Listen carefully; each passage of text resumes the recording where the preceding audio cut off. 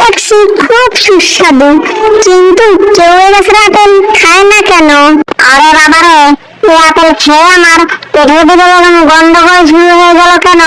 ওরে বাবারে, পেটের ভিতরে আবার কি হলো আপেল খেয়ে? ও, বুঝতে পেরেছি, এই আপেল আমার জন্য নয়। এই খেয়ে তো আমার পাদাবাদি আরম্ভ হয়ে গেল। আমি আজকেই যাবো মুরগি চুরি করতে। এই আপেল খাবেন আমার পেটে একদম শুট করে না।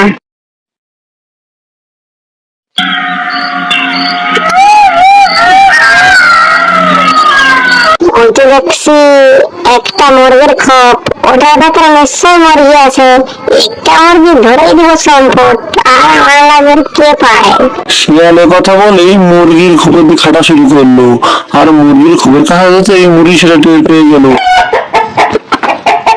তারপর মুরগির মালিক সেটা শুনতে পেয়ে শিয়ালকে